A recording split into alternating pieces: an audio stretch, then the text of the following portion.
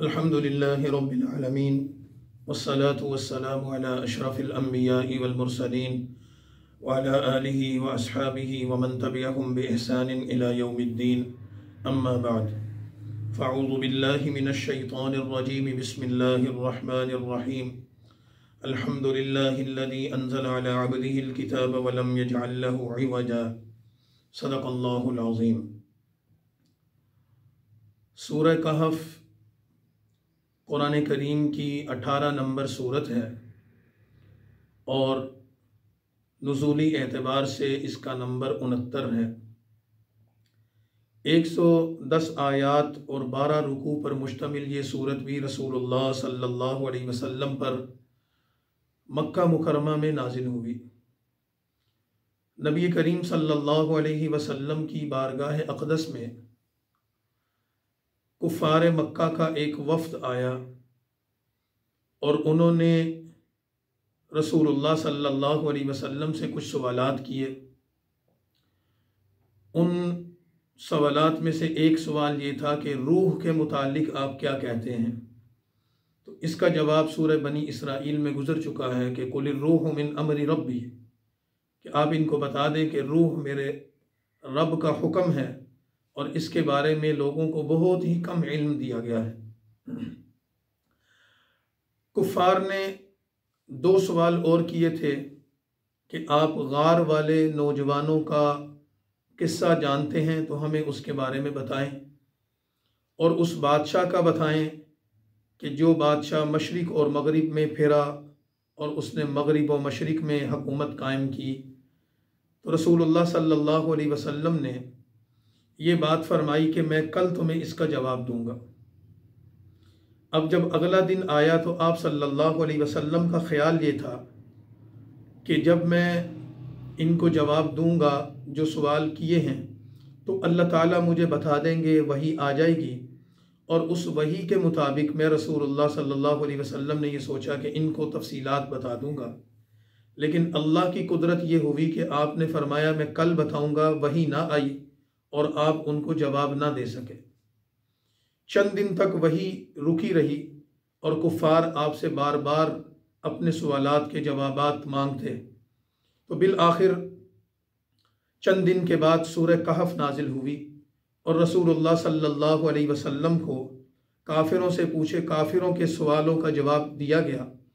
और उसके साथ ही एक बात रसूलुल्लाह सल्लल्लाहु अलैहि वसल्लम को ये बताई गई कि ए नबी सल्लल्लाहु अलैहि वसल्लम, आप जब भी किसी काम करने का इरादा करें तो इंशाअल्लाह कहा करें कि मैं फ़लाँ काम करूँगा अगर अल्लाह ने चाहा।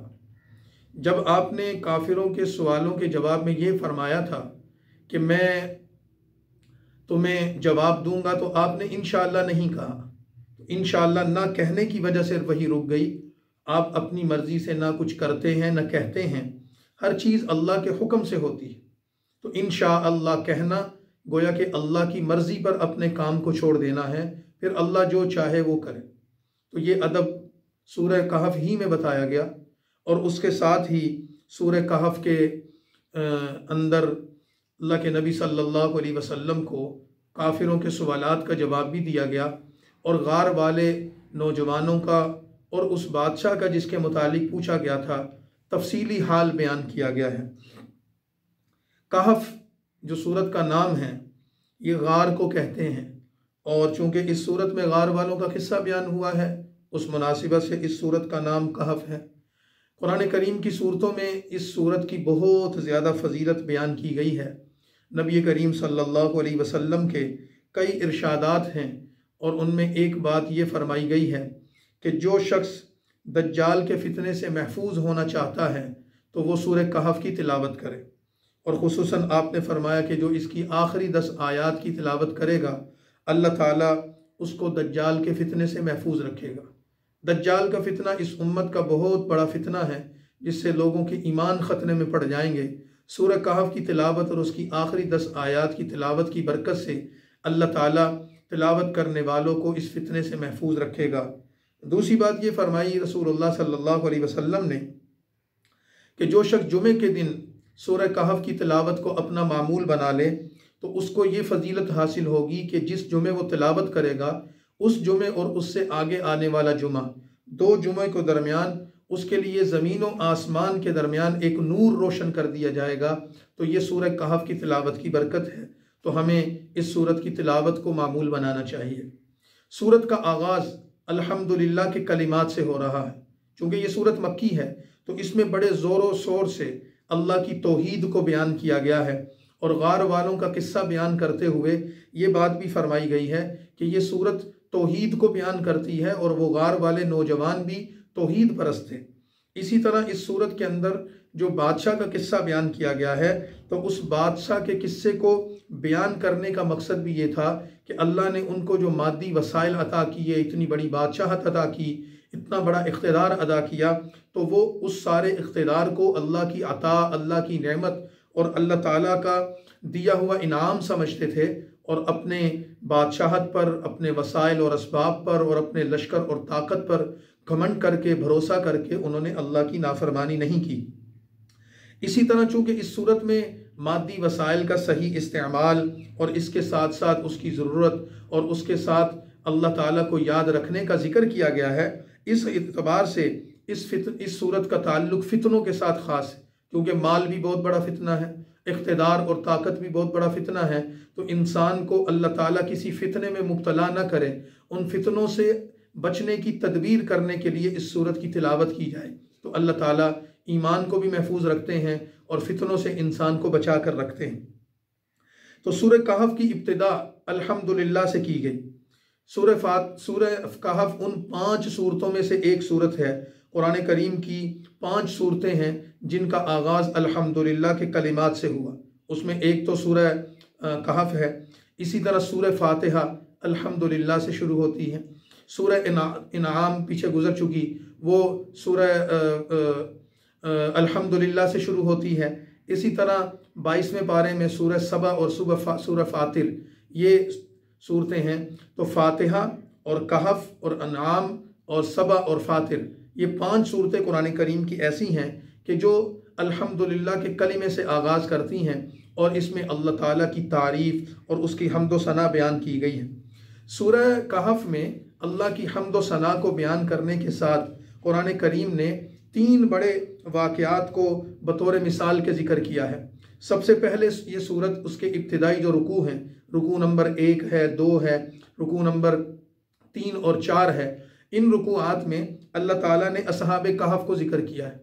असहाबे कहफ कौन थे उसके बारे में तफसीलात इस सूरत ने बयान की हैं, जिसका हासिल ये है कि गुज़श्ता ज़माने में ये चंद साहिब ईमान नौजवान थे जिन्हें एक दकियानूस नामी बादशाह ने बुत परस्ती पर मजबूर कर दिया था। यानी एक मुल्क के रहने वाले लोग थे, उनका बादशाह, उसका नाम दकियानूस था और वो बुत परस्ती की तरफ माइल हुआ। सारी कौम को उसने बुत परस्ती पर लगा दिया और वो हर उस शख्स को कत्ल कर देता था जो उसके झूठे माबूदों की इबादत नहीं करता था। इन नौजवानों ने बादशाह की दावत को कबूल करने से इनकार कर दिया। उनको पहले लालच दी गई, उनको दावत दी गई कि तुम्हें ओहदे दिए जाएंगे, तुम बादशाह के दीन को कबूल कर लो, मालो दौलत के अंबार दिए जाएंगे और तुम्हारी ज़िंदगी को तरक्की दे दी जाएगी, तुम्हारा मेयार ज़िंदगी बुलंद कर दिया जाएगा। तो उन नौजवानों ने इस दौलत और लालच के हिर्स में अल्लाह की तौहीद को छोड़कर शिर्क को कबूल करने से इनकार कर दिया। तो दूसरी शक्ल ये इख्तियार की गई कि अगर जब वो लालच में ना आए तो उन नौजवानों को डराया गया, धमकाया गया और कहा गया कि बिल आखिर तुम्हें कत्ल कर दिया जाएगा। जब वो डराने, धमकाने और कत्ल करने से भी बाज ना आए तो उन नौजवानों को पकड़ने और उनको कत्ल करने की तदबीर की गई। तो इन नौजवानों ने, जो चंद एक थे, बादशाह का, उसकी कौम का, उसके लाहो लश्कर का मुकाबला नहीं कर सकते थे, तो उन्होंने अपने ईमान और दीन को बचाने के लिए उस मुल्क को छोड़कर, उस शहर को छोड़कर दूर जाने का फ़ैसला किया और शहर से निकलकर वो चलते चलते एक पहाड़ में चले गए और उसकी गार में जाकर उन्होंने पनाह ले ली। अब जब वो गार में चले गए तो अल्लाह ताला की तरफ से ऐसा मामला हुआ कि उस गार में अल्लाह ताला ने उन पर नींद तारी कर दी। और कुरान करीम के मुताबिक, जैसे कि रुकू नंबर 4 में ये बात बताई गई है कि वो नौजवान गार में जाकर सोए और 309 साल तक मुसलसल सोते रहे। और अल्लाह ताला ने उनकी सारी कैफियत को जिक्र किया है कि 309 साल तक वो सोते रहे और अल्लाह की तरफ से उनके जिस्मों की हिफाजत की गई, उनकी जान की हिफाजत की गई, उनके जिस्मों को महफूज रखा गया कि मिट्टी ने उनको नहीं खाया, उनके वजूद को अल्लाह ने अपनी कुदरत और ताकत से बरकरार रखा। 309 साल के बाद जब वो बेदार हुए तो रुकू नंबर 2 में बताया गया है कि आपस में गुफ्तगू करने लगे कि हम काफ़ी देर सोते रहे हैं, कितना वक्त सोए? तो उनमें से बाज़ लोग ये कहने लगे लबिसना यौमन औ बाज़ यौमिन, लगता है हम सारा दिन सोए रहे या दिन का कुछ हिस्सा सोए रहे। तो अल्लाह ताला फरमाते हैं कि रब्बुकुम आलमु बिमा लबिस्तुम, तो उनको असल हकीकत पता ही नहीं थी कि कोई कितना अरसा सोए। अब गार में उनका सोना, वहाँ कोई जानवर आते होंगे, कोई दरिंदे भी आते होंगे या कोई इंसान वहाँ आता होगा, तो अल्लाह ताला ने जिक्र फरमाया कि अल्लाह ने उन पर एक रोब तारी कर दिया था। कोई दरिंदा, कोई जानवर, हत्ता कि कोई इंसान भी आता तो उनको देखकर रौबज़दा और खौफज़दा हो जाता और चला जाता, किसी की उन तक रसाई नहीं थी। और फिर उसके साथ ही इन गार वाले लोगों का एक कुत्ता था। जब ये लोग शहर से निकल कर, बस्ती से निकल कर जा रहे थे तो वो कुत्ता उनके पीछे आता रहा, और जब वो गार में आकर क़याम पजीर हुए तो वो कुत्ता भी गार के बाहर बैठ गया, और जैसे कुत्ता पाँव फैलाकर बैठता है उसी तरह वो कुत्ता पाँव फैलाकर बैठा रहा, और अल्लाह ने उसके वजूद को भी बाकी रखा और वो भी उनके साथ शामिल रहा। तो अल्लाह ताला ने उन चंद सालेह, बाकिरदार और तौहीद परस्त नौजवानों का जब अपने कुरान में जिक्र किया तो उनके साथ उनके उस कुत्ते का भी जिक्र किया, वकल्बुहुम बासितुन दिराइहि बिलवसीद, कि उनका कुत्ता भी उनके हमरा था। तो वो कुत्ता भी कुरान करीम की आयात में उसका जिक्र आ गया, वो इसका हिस्सा बन गया। तो बुनियादी तौर पर यह बात बताई गई कि ये लोग अपने शहर को छोड़कर तौहीद के लिए निकले थे, अल्लाह की इबादत की वजह से। अब 309 साल के बाद जब इनको होश आया, यानी कि दोबारा बेदार हुए, तो भूख महसूस हुई, तो आप इसमें मशवरा किया कि हम में से एक बंदा जाए और जाकर कोई खाना वाना ले आए। तो वो बाजार गया छुपता छुपाता, तो बाहर जाकर देखा कि मंजर ही बदला हुआ है। 309 साल के बाद पूरा शहर बदल चुका है, लोग बदल चुके हैं, हालात बदल चुके हैं। वो हैरान और परेशान चलता चलाता एक दुकान पर पहुंचा, और जब उसने वहां जाकर अपने वो सिक्के दिए और उससे कुछ खाने का तकाजा किया तो उस दुकानदार ने कहा कि ये कौन से ज़माने का सिक्के लेकर आ गया। तो किस्सा मुख्तसर लोगों में शोहरत हुई। तो उस शोहरत के नतीजे में लोगों को पता चल गया कि अच्छा, हमने तारीखी वाक़यात में सुना है, अपने बाप दादा से सुना है कि कुछ लोग थे, नौजवान थे, जो शहर से चले गए थे, पहाड़ में, गार में गुम हो गए थे, और फिर उनका कोई पता नहीं चला, उनकी खैर खबर नहीं हुई। तो पता चला कि यही लोग हैं। लेकिन अल्लाह की करनी ये हुई कि उन नौजवानों ने जब शहर को छोड़ा था तो वहाँ बुत परस्त हुक्मरान था, और जब इन लोगों को होश आया तो ये लोग जब शहर में दोबारा वापस आए तो वहाँ पर एक ईमान वाला मुसलमान हुक्मरान था जो हज़रत ईसा अलैहिस्सलाम का पैरोकार था। तो फिर उस बादशाह ने उनका इकराम और ताज़ीम की, लेकिन वो फिर ज़्यादा अरसा ज़िंदा ना रहे, और कुछ वक्त के बाद ही अल्लाह ने उनको मौत दे दी, और फिर वहाँ पर उनकी कब्रें बनी, उनकी यादगार भी बनाई गई। तो अल्लाह ताला फरमाते हैं कि इस सारे किस्से से कि ये गार वाले नौजवानों का 309 साल तक वहाँ सोए रहना और उठकर वापस आना, ये अल्लाह की ताकत, उसकी कुदरत को बताता है। और इसमें ईमान वालों के लिए सबक है कि अगर खुदा न खास्ता मादियत परस्त, ताकत के नशे में चूर और अपनी हुकूमत और इक़्तिदार से काम लेकर ज़बरदस्ती करने वाले तुम्हें ईमान और कुफर में से किसी एक रास्ते का इंतखाब करने का कहें, तो तुम्हें अपने ईमान की हिफाजत को तरजीह देनी चाहिए, तुम्हें कुफर को नहीं कबूल करना चाहिए। या तो तुम कुफर के ख़िलाफ़, जुल्म के ख़िलाफ़ खड़े हो जाओ, मज़ाहमत करो, अपने आप को उनके सामने पेश करो, उनका मुकाबला करो, और अगर तुम मुकाबला नहीं कर सकते तो फिर तुम अपने आप को बचा कर निकलो और अपनी जान बचाओ, अपना माल बचाओ और अपनी इज्जत बचाओ और अपने आप को अल्लाह के सुपुर्द कर दो। लेकिन किसी भी हालत में तुम काफिरों से मुतासिर ना होना और उनके दीन को कबूल ना करना।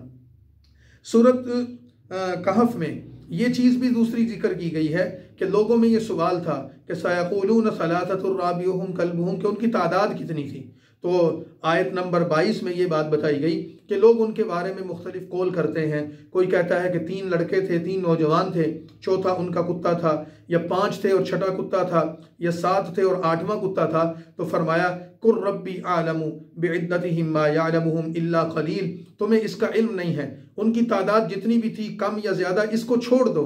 असल चीज़ ये देखो कि वो जितने भी थे उन्होंने अल्लाह ताला की खातिर कुर्बानी दी, अल्लाह के तौहीद और उसकी ज़ात में किसी को शरीक नहीं माना, तो अल्लाह ने उनको अमर कर दिया और क़यामत तक के लिए अपने कलाम में उनके ज़िक्र को महफूज कर दिया। तो ऐसे ही मुसलमानों तुम भी बन जाओ, किसी भी हाल में कुफर को कबूल ना करना। और फिर आगे आयत नंबर 23 में फिर रसूलुल्लाह सल्लल्लाहु अलैहि वसल्लम को वो बात फरमाई गई कि आयत नंबर 24 में कि जब भी कोई ऐसा मसला पेश आ जाए तो आप जब किसी चीज़ का इरादा करें तो इंशाअल्लाह कहा करें, इंशाअल्लाह के बगैर ना किया करें, इससे आपको बरकत हासिल होगी। कुरान करीम के इस सूरत में इसके साथ साथ फिर दूसरा वाक़या जो इस सूरत के दरमियान में जिक्र किया गया है वो हज़रत मूसा अलैहिस्सलाम और हज़रत खिज़र अलैहिस्सलाम का वाक़या है, जिसमें ये बात बताई गई है कि हज़रत मूसा अलैहिस्सलातु वस्सलाम और हज़रत खिज़र अलैहिस्सलाम दो पैगम्बर थे और हज़रत मूसा अलैहिस्सलाम को अल्लाह ताला ने रुकू नंबर 9 में ये वाक़या जिक्र करके बताया कि एक ऐसे शख्स से आपकी हम मुलाकात कराते हैं जिसके पास ऐसा इल्म है कि आपके पास वो इल्म नहीं है। तो हज़रत मूसा को ताज्जुब हुआ कि वो कौन शख्स है, तो उनकी मुलाकात हज़रत खिज़र से हुई। हज़रत मूसा अलैहिस्सलाम को अल्लाह ताला ने तशरीई उमूर का पैगम्बर बनाया था और हज़रत खिज़र को अल्लाह ताला ने तकवीनी उमूर का पैगम्बर बनाया था। जब दोनों वहाँ जाकर मिले तो हज़रत मूसा ने अर्ज़ किया कि मैं आपके साथ कुछ वक्त गुजारना चाहता हूँ और आपसे वो चीज़ सीखना चाहता हूँ जो अल्लाह ने आपको अता की है। तो हज़रत खिज़र ने उनको कहा कि मेरे साथ आप गुजारा नहीं कर सकेंगे, सब्र नहीं कर सकेंगे, क्योंकि आपकी ज़िंदगी गुजारने का तरीका और है, मेरा ज़िंदगी गुजारने का तरीका और है। तो हज़रत मूसा ने अर्ज़ किया कि मैं यकीनन सब्र करूँगा और आपके साथ रहूँगा। तो हज़रत खिज़र ने कहा कि ठीक है, लेकिन आपने फिर मुझसे कोई सवाल नहीं करना, चलें मैं आपको लेकर चलता हूँ। तो कुरान करीम कहता है कि फ़न्तलक़ा हत्ता इज़ा रकिबा फ़िस्सफ़ीनति ख़रक़हा, रुकू नंबर 10 में ये बात फरमाई गई है कि हज़रत मूसा जब उनके साथ गए तो खिज़र एक कश्ती में सवार हुए, गरीब मल्लाह था, उसकी कश्ती में बैठे तो कश्ती दरिया में सफ़र कर रही थी, तो मल्लाह की कश्ती पर खिज़र ने सुराख करके उसको ऐबदार कर दिया। तो हज़रत खिज़र ने कहा कि अल्लाह के बंदे ये क्या कर रहे हो, एक मजदूर की, गरीब आदमी की कश्ती को नुकसान पहुँचा रहे हो। तो हज़रत खिज़र ने कहा मैंने आपको कहा था कि आपने बोलना नहीं, खामोश रहना है, लिहाजा आइंदा ऐसा ना करना। आगे चले, हत्ता फ़न्तलक़ा हत्ता इज़ा लक़िया ग़ुलामन फ़क़तलहु, एक मैदान में पहुंचे, कुछ बच्चे खेल रहे थे, खिज़र ने एक लड़के को बुलाया और उसको कत्ल कर दिया। तो हज़रत मूसा तड़प उठे, और होना भी चाहिए था, एक बच्चे को नाजायज़ और नाहक तुमने कत्ल कर दिया, ये क्या किया? तो उन्होंने कहा मैंने आपको कहा नहीं था कि आप बर्दाश्त नहीं कर सकेंगे, खामोश रहें। तो हज़रत मूसा ने कहा हो भूल हो गई। तो हज़रत खिज़र ने कहा कि आखिरी मौका दे रहा हूँ, अगर अब दोबारा बोले तो आपका मेरा सफ़र जारी नहीं रह सकेगा। तो फिर फरमाते हैं कि एक बस्ती में गए और उस बस्ती में जाकर भूख और प्यास की वजह से नढाल थे, बस्ती वालों से खाना मांगा कि हम मेहमान हैं। तो फ़अबौ अन युज़य्यिफ़ूहुमा, उन्होंने उनकी ज़ियाफ़त, मेहमान नवाजी करने से इनकार कर दिया। तो हज़रत मूसा और खिज़र बैठे थे, मुसाफिर थे, खाने को कुछ नहीं था कि अचानक हज़रत खिज़र की नज़र पड़ी कि सामने एक मकान है और उसकी दीवार बोसीदा है, गिरने वाली है, कुछ गिर चुकी है। तो हज़रत खिज़र उठे और जाकर दीवार बनानी शुरू कर दी। तो हज़रत मूसा ने कहा कि ये क्या कर रहे हैं आप, पहले ही हम मुसाफिर हैं, नढाल हैं थकावट से, अगर आपने दीवार की तामीर करनी ही है तो आप इसकी उजरत ले लेते ताकि इसके बदले में हम कोई खाना ले लेते। तो हज़रत खिज़र ने कहा कि बस आपका और मेरा जुदाई का वक्त आ गया, अब आप और मैं सफ़र जारी नहीं रख सकते, क्योंकि मैं तो रोज़ कोई ना कोई ऐसा काम करूँगा, आप तो फिर मुझसे पूछते रहेंगे। तो हज़रत मूसा ने कहा ठीक है, लेकिन आप ये बताएं तो सही कि ये 3 जो काम आपने किए हैं वो क्या है? तो हज़रत खिज़र ने ये बताया कि वो जिस मल्लाह की कश्ती में मैंने सुराख किया था वो मल्लाह एक गरीब आदमी था, और मेरे इल्म में ये बात आई कि उस इलाके का एक सरदार या बादशाह लोगों की कश्तियाँ पकड़कर उन पर कब्जा कर रहा है और मजदूरों को धुतकार रहा है। तो वो मल्लाह एक मोहताज था, मैंने उसकी कश्ती में सुराख इस वजह से किया कि आगे उसकी फ़ौज के लोग खड़े हैं, जब वो इसकी कश्ती पर कब्जा करना चाहेंगे तो उनको नज़र आएगा कि ये तो टूटी हुई कश्ती है, ऐबज़दा है, तो वो छोड़ देंगे। तो ये मल्लाह इस ऐबज़दा कश्ती को मुरम्मत करवा कर दोबारा उससे रोज़ी रोटी कमाएगा, लेकिन अगर बादशाह के कब्ज़े में चली गई तो वो उससे वापस नहीं ले सकेगा। तो ये जो सुराख किया है, ये जो उसका लकड़ी को तोड़ा है, ये मल्लाह के फ़ायदे के लिए किया। जिस लड़के को मैंने कत्ल किया है, अल्लाह ने मुझे ऐसा इल्म दिया है जिस इल्म से मैं ये जान गया था कि अगर ये लड़का जवान हो गया तो ये गुमराह हो जाएगा, काफिर हो जाएगा और इसकी मोहब्बत में इसके माँ बाप भी कुफर इख्तियार कर लेंगे। तो मैंने उस कुफर से बचाने के लिए इस लड़के को कत्ल कर दिया। ये शहीद हो गया, जन्नत में चला गया, इसके वालिदैन सब्र करेंगे, अल्लाह इनको और नेक औलाद अता कर देगा। तो इस वजह से मैंने ये अमल किया। और जिस दीवार की मैंने तामीर की तो वो दीवार कुछ बच्चों की थी, वो घर यतीम बच्चों का था। और वकाना अबूहुमा सालिहा, उन बच्चों का बाप मर चुका है और वो नेक इंसान था। और इस दीवार के नीचे उनका खजाना है, अगर ये दीवार गिर जाती तो उनका खजाना जाहिर हो जाता, लोग लूट लेते। तो मैंने उस दीवार की तामीर करके उस यतीम बच्चों के माल को महफूज कर दिया। ये अल्लाह ने मुझे इल्म दिया।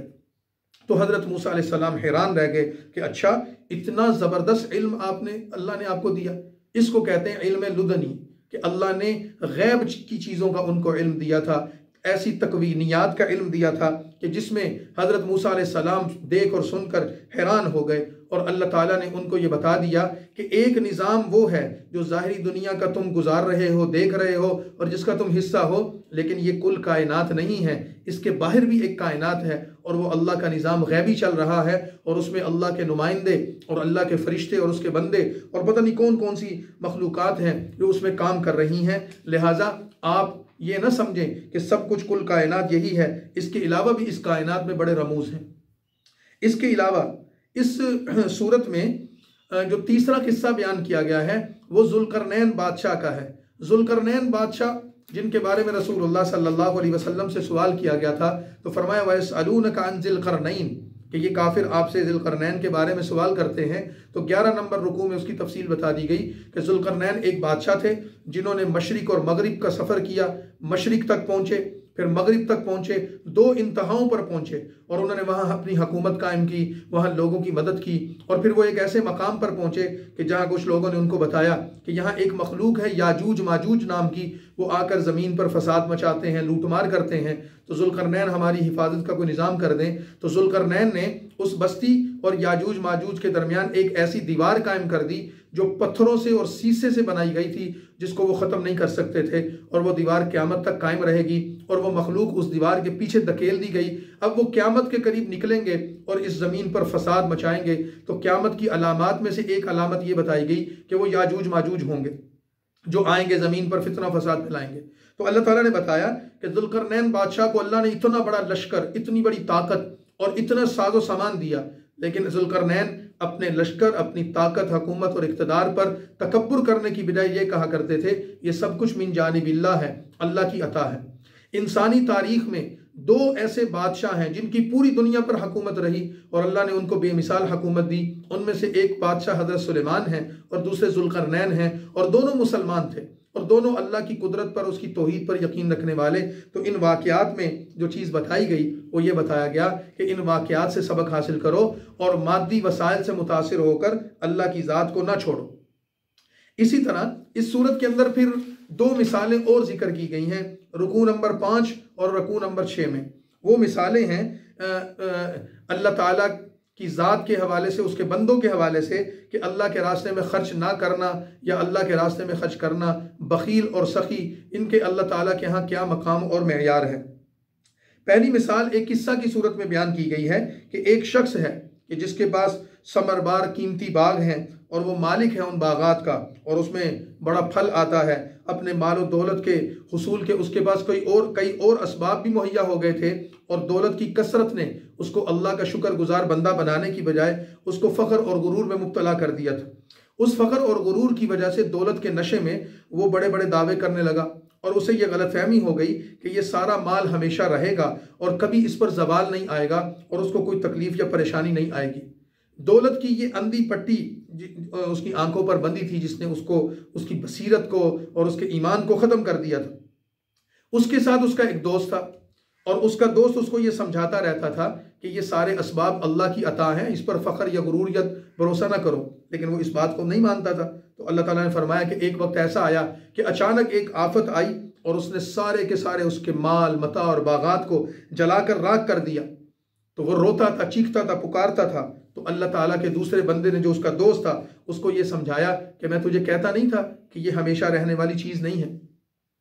तो लिहाजा उस इंसान के वाक़या को बयान करके अल्लाह ताला ये बताते हैं कि दुनिया की ज़िंदगी पर भरोसा करने वाले और दुनिया की ज़िंदगी और उसके मालो मता को सब कुछ समझने वाले, ये जो कुछ भी है ये धोखा और फरेब है, कुछ भी बाकी नहीं रहेगा जिसे अल्लाह बाकी रखेगा। तो इस जवाल में, इस फ़ना में, इस जवाल और फ़ना में अल्लाह ताला ने ये सबक दिया है कि इंसान अपने आप को इन दुनिया की चीज़ों में लगाकर अपने अल्लाह को ना भूले। अल्लाह ने तुम्हें अकल दी है और वो इस दुनिया के सामान को इस्तेमाल करे, इससे नफ़ा और फ़ायदा उठाए, लेकिन इसको अपनी हमेशा की ज़िंदगी ना समझे, बल्कि हमेशा की ज़िंदगी तो आगे है। और इसके साथ भी तकब्बुर और गुरूर करने वाले का अंजाम क्या है, इस हवाले से ये चीज़ जिक्र की गई। और फिर इसी वाक़या की बुनियाद पर उसके साथ ही हज़रत आदम और हज़रत आदम अलैहिस्सलाम के साथ इबलीस का वो वाक़या जिक्र किया गया कि इबलीस ने भी तो तकब्बुर ही किया था, गुरूर ही किया था, जिसके नतीजे में वो अल्लाह की बारगाह से रांदा दरगाह हो गया था और उसको जलील और रुसवा कर दिया गया। तो इंसानों की बंदगी का तकाजा ये है कि इंसान अल्लाह ताला के सामने अपने आप को झुकाएं, आजिज़ी इख्तियार करें, उसकी दी हुई जो नेमतें हैं उससे नफ़ा ज़रूर हासिल करें, लेकिन उनको अपना कमाल ना समझें बल्कि अल्लाह की अता समझें।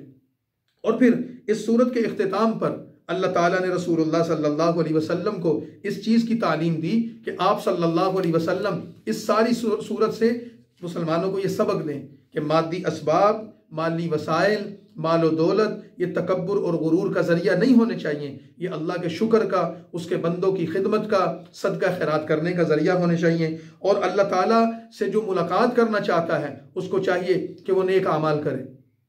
जो नेक अमाल करेगा अल्लाह से उसकी मुलाकात होगी, अल्लाह उस पर अपनी रहमत फरमाएगा। फमन कान यरजू लिका रब्बिही फलयामल अमलन सालिहा, जो ये चाहता है कि क़यामत के दिन अल्लाह ताला से उसकी मुलाकात हो जाए, वो नेक अमाल करे और अल्लाह के साथ किसी को शरीक न ठहराए, क्योंकि जो शिरक करने वाला है वो अल्लाह की नज़र करम से महरूम रहेगा। तो ये उन्वान इख्तियार करके तौहीद पर ही इस सूरत का आगाज़ किया गया, अल्हम्दुलिल्लाह से आगाज़ किया गया और इस कलिमे पर इस सूरत को ख़त्म कर दिया गया कि जो अपने रब से मुलाकात करना चाहता है वो अल्लाह ताला के लिए नेक अमल करे और अल्लाह के साथ किसी को शरीक न ठहराए। तो अल्लाह की हम्द व सना करो और शिरक छोड़ दो, ये तुम्हारी ज़िंदगी का हासिल और कुल कायनात होनी चाहिए। ये सूरह कहफ मुकम्मल कर दी गई। अगली सूरत सूरह मरियम है और ये मुख्तसर सूरत है और जैसा कि इसके नाम से ज़ाहिर है कि ये हज़रत ईसा अलैहिस्सलाम की वालिदा हज़रत मरियम अलैहिस्सलाम की निस्बत से कुरान करीम में ज़िक्र की गई है। कुरान करीम में इसका नंबर 19 है और 100 और नज़ूली तरतीब के अतबार से इसका नंबर 44 है। ये भी रसूलुल्लाह सल्लल्लाहु अलैहि वसल्लम के क़याम मक्का में नाजिल हुई थी। 98 आयात हैं और सिर्फ 6 रुकू की मुख्तसर सूरत है। इस सूरत का आगाज़ काफ हा या आइन साद हरूफ मुक़त्तआत से हो रहा है और ये चैलेंज है कि इन हरूफ, इन कलिमात के माना और मफ़हूम को कोई नहीं जानता अल्लाह के अलावा। अल्लाह के कलाम ये बंदों को आजिज़ करने वाला है। और सूरत के आगाज़ में अल्लाह के बंदे हज़रत ज़करिया अलैहिस्सलाम का किस्सा जिक्र किया गया, जो रिश्ते में हज़रत मरियम के खालू थे। 100 साल से ज़्यादा उम्र हो चुकी थी, उनकी बीवी भी बूढ़ी हो चुकी थी, औलाद नहीं थी। तो हज़रत ज़करिया ने अल्लाह ताला से दुआ मांगी कि या अल्लाह, मैं बूढ़ा हो गया हूँ, मेरी बीवी बांझ है, तूने मुझे अपने दीन की निस्बत अता की, नबूवत अता की, लेकिन मेरी औलाद नहीं है, मुझे बेटा अता कर और वो नेक भी हो, साले भी हो और मेरे दीन में, मेरे इस मनसब में मेरा जानशीन और वारिस हो। तो अल्लाह ताला ने फरमाया कि या ज़करिया इन्ना नुबश्शिरुका बिग़ुलाम, खुशखबरी आ गई कि ए ज़करिया, आपको इस बुढ़ापे में अल्लाह बेटा देंगे और उसका नाम याह्या होगा। और इस पर ताज्जुब न करें, निशानी ये बताई कि जब वो बच्चा पैदा होगा तो आप ज़बान से बोल नहीं सकेंगे, सिर्फ अल्लाह का जिक्र कर सकेंगे। 3 दिन तक आप पर यह कैफियत रहेगी और वो इस बात की अलामत होगी कि आपके यहाँ उस बेटे की पैदाइश होने वाली। फिर हज़रत ज़करिया अलैहिस्सलाम की तारीफ़ कर दी, उनके मकाम को बयान कर दिया और फरमाया कि जिस दिन ज़करिया पैदा हुए वो मुबारक दिन था। अल्लाह का सलाम हो ज़करिया पर और ज़करिया अलैहिस्सलाम, अल्लाह का सलाम हो याह्या पर, उसकी सलामती हो याह्या पर कि अल्लाह ने ज़करिया को भी मनसब नबूवत दिया, उनके बेटे याह्या को भी मनसब नबूवत दिया। तो इससे एक सबक ये दिया कि किसी भी हाल में, किसी भी वक्त इंसान को अल्लाह की रहमत से मायूस नहीं होना चाहिए। कुरान करीम में हज़रत ज़करिया के बुढ़ापे में उनकी दुआ को जिक्र करके ये फरमाया, वलम अकुम बिदुआइका रब्बि शक़िया। हज़रत ज़करिया अल्लाह ताला से कहते हैं कि ए अल्लाह, मेरी ज़िंदगी का तजर्बा ये है कि मैंने जब भी तुझसे दुआ की है मेरा दामन खाली नहीं रहा, मैं हमेशा तेरी बारगाह से लेकर आया हूँ, मुझे अब भी महरूम न कर। कैसी ही मुश्किल, कैसी ही मुसीबत, कैसी ही मायूसी की कैफियत क्यों ना हो, अल्लाह ताला से इंसान को हर हाल में यकीन रखना चाहिए कि उस दरगाह से हम खाली नहीं जाएंगे। ये हज़रत ज़करिया के किस्से में सबक दिया गया है। सूरह मरियम के रुकू नंबर 2 से फिर हज़रत मरियम का जिक्र हो रहा है कि मरियम अल्लाह की बंदी थी, उनकी वालिदा और वालिद ने उनको वक्फ कर दिया था अल्लाह के दीन के लिए, जैसा कि हम सूरह आल इमरान में तफसील से पढ़ चुके हैं। और हज़रत ईसा की पैदाइश का किस्सा जिक्र कर दिया कि हज़रत ईसा अलैहिस्सलाम मरियम के यहाँ ऐसे पैदा हुए कि वो अपने बाला खाने में थी, तो एक फ़रिश्ता इंसानी शक्ल में उनके पास आया। मरियम उनको देखकर घबरा गई और ये समझने लगी कि ये कोई बदकिरदार है जो आया है मुझे नुकसान पहुंचाने के लिए। लेकिन उसने कहा, घबराने की ज़रूरत नहीं है, मैं तो अल्लाह का भेजा हुआ फ़रिश्ता हूँ और तुम्हारे पास एक बेटे की खुशखबरी लाया हूँ। ज़करिया कहने और हज़रत मरियम कहने लगी कि कैसे मुझे बच्चा हो सकता है, मेरी शादी नहीं हुई, मैं बदकार औरत नहीं, मुझे कभी किसी मर्द ने छुआ नहीं, तो बच्चा कैसे होगा। तो उन्होंने कहा कि होगा, अल्लाह के हुक्म से होगा।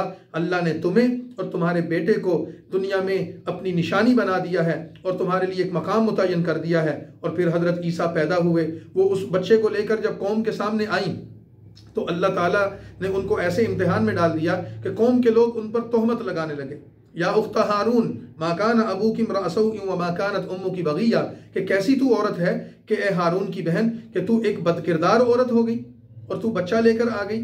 तो मरियम खुद खामोश रही। अल्लाह ने फरमाया कि आपने कलाम नहीं करना।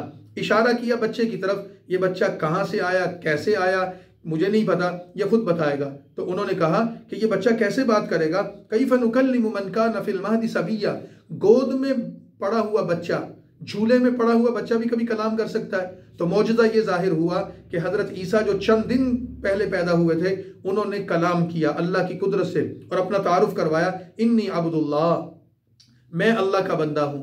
आतानी अल किताब व जअलनी नबिय्या, अल्लाह ने मुझे किताब भी दी है, मुझे नबी भी बनाया है, मुझे अल्लाह ने बाबरकत ज़िंदगी अता की है, मुझे नमाज रोज़ा अदा करने का हुक्म दिया है और मैं तुम्हारी तरफ अल्लाह का पैगाम लेकर आया हूँ। और फिर हज़रत ईसा अलैहिस्सलाम के मौजज़ात और उनके मकाम और मर्तबे को जिक्र करते हुए फरमाया गया कि यहूदी और ईसाई यानी बनी इसराइल के लोग हज़रत ईसा अलैहिस्सलाम के हवाले से दो रुखी पॉलिसी का शिकार हो गए। यहूदी हज़रत ईसा अलैहिस्सलाम की दुश्मनी में इतना आगे बढ़े कि उन्होंने हज़रत ईसा को कत्ल करने का मंसूबा बनाया और उनकी माँ पर तोहमत लगाई कि नाउज़ बिल्लाह ये तो बदकार औरत है।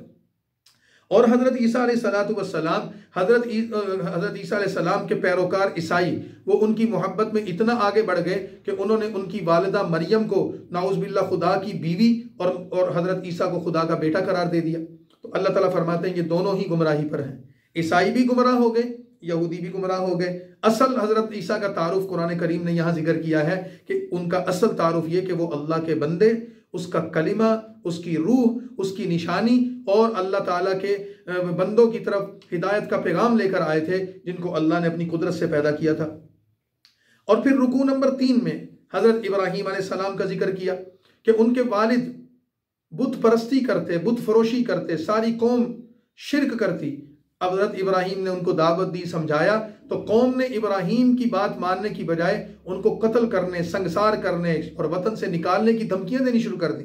तो बिलाखिर हज़रत इब्राहीम अलैहिस्सलाम अपने वतन इराक को छोड़कर शाम की तरफ हिजरत कर गए। और इसी तरह फिर हज़रत मूसा और हारून का जिक्र किया, इसी तरह हज़रत इदरीस अलैहिस्सलाम का जिक्र किया और उसके साथ हज़रत नूह अलैहिस्सलाम का जिक्र किया।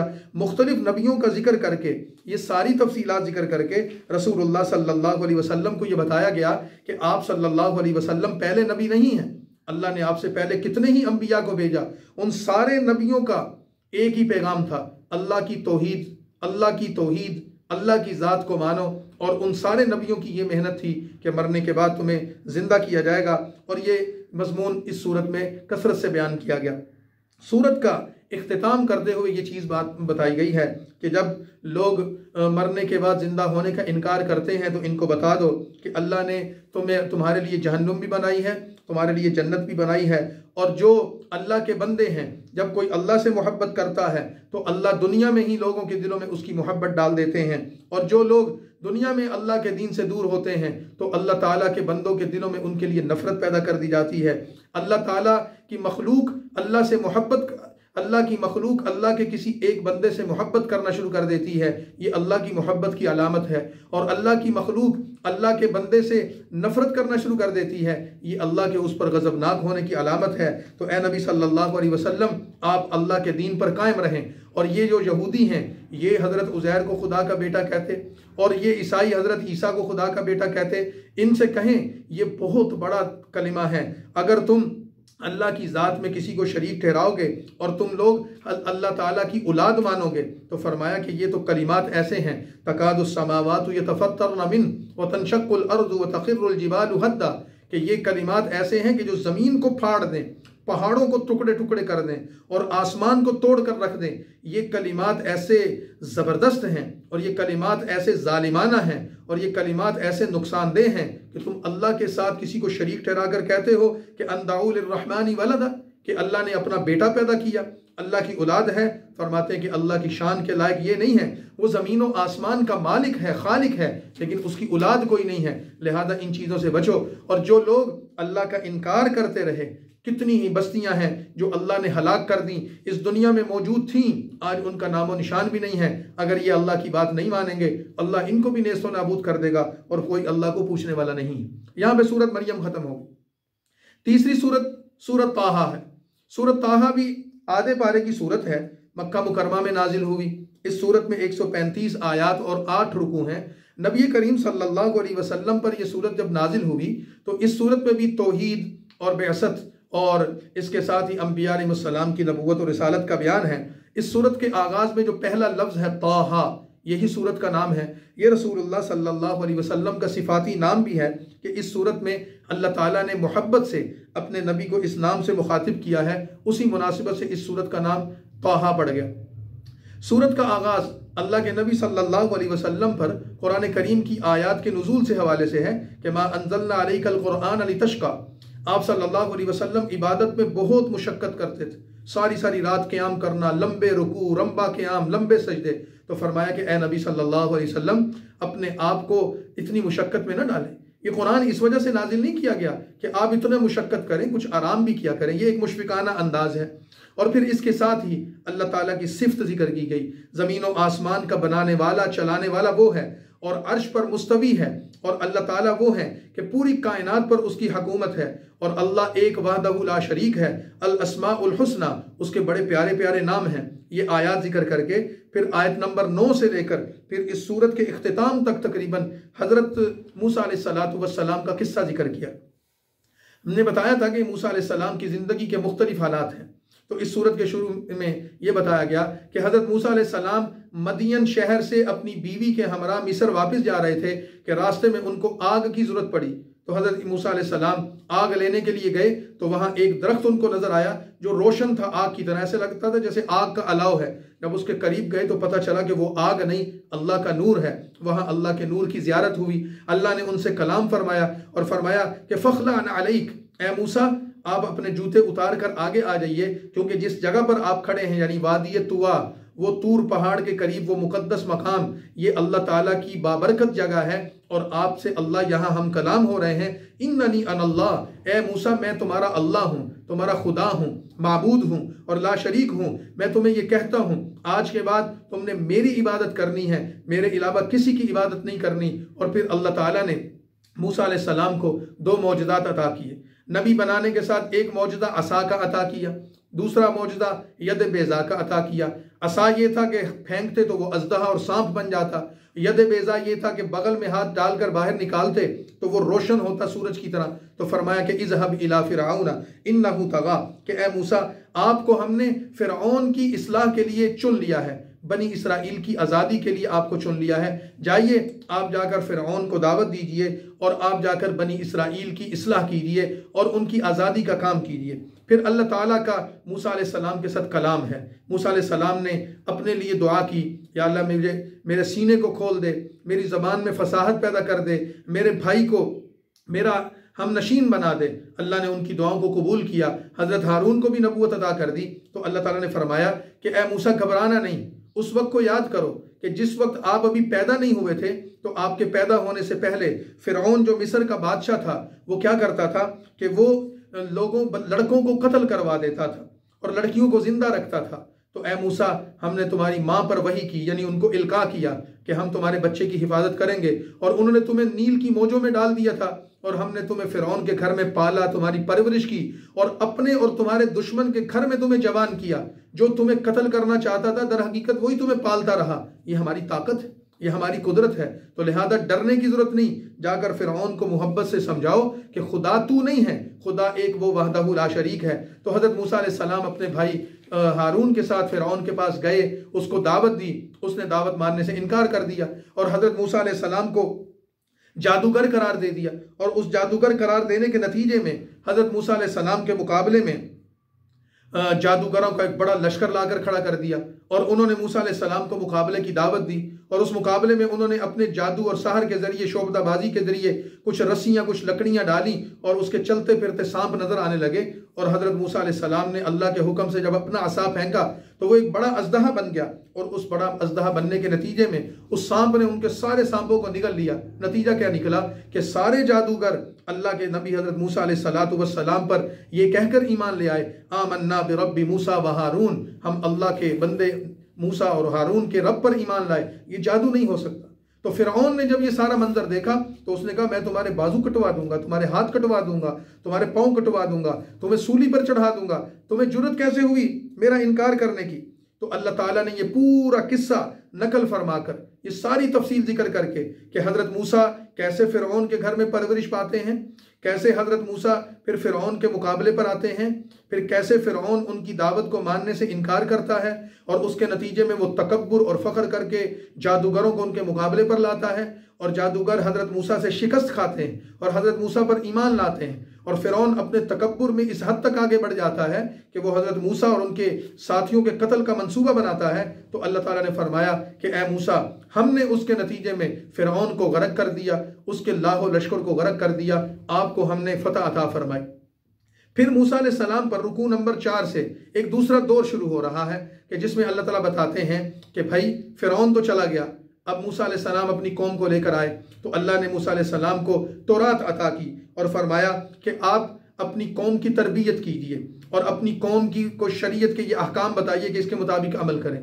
लेकिन कौम ऐसी जाहिल और अहमक और बेवकूफ़ थी कि उन्होंने एक वहदहु ला शरीक अल्लाह को मानकर, जिसने उन पर बादलों के साए किए, जिसने उन पर मनोसलवा उतारा, जिसने उनके लिए पत्थरों से पानी निकाला, जिसने उनके लिए सहराए सीना में रास्ता बनाया, जिसने उनके लिए दरियाए नील में उसको खुश्क करके रास्ते बनाए, जिस अल्लाह ने उनके लिए फिरौन के लश्कर को गर्क करके उनको महफूज कर दिया, फ़लस्तीन की शाम की सरजमीन अता कर दी, उस कौम ने उस अल्लाह को मानने की बजाय बछड़े की इबादत शुरू कर दी।